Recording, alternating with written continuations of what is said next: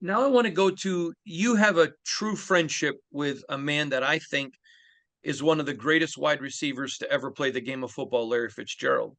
I mean, I don't if he's got a weakness, I've never seen it. And I have the privilege of covering Davante Adams here in Las Vegas, Drew, who I think right now in the game of football is the very best receiver in the NFL. I don't think he's Larry Fitzgerald yet because I think it's just more time will make that, but I think he could be. I'm curious, you watch the game, you love the game, the similarities you see in your analysis of Davante Adams, please.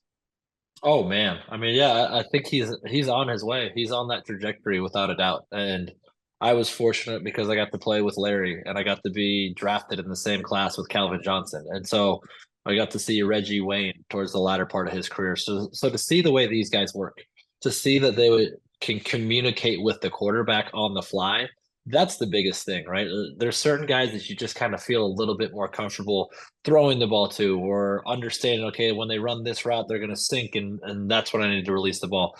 Devontae Adams and seeing him work with Aaron Rodgers and being so quarterback friendly was remarkable. And then again, I know that he's made news about it lately, but he doesn't need Aaron Rodgers. You know, Aaron Rodgers is sitting there saying, "Man, I wish I had him." But you look at what Derek Carr was able to accomplish, and what they were able to do just in 1 year together. And he can take over a game. And there's, to your point, maybe two or three other guys, maybe in this league that have that capability. And I don't even think they can do it to the level that he's capable of doing it because the other one argument you could make is DeAndre Hopkins here in Arizona has those kind of capabilities. But if you were making me choose, I think Davante Adams is as good as it gets in this league right now for many reasons. Because a lot of guys might have deficiencies. There is no deficiency in his game, to your point. And you look at his hands, you look at his route running ability, you look at his physicality, you look at all of these things, his big play capability, his intermediate routes, his underneath routes, and all that stuff. And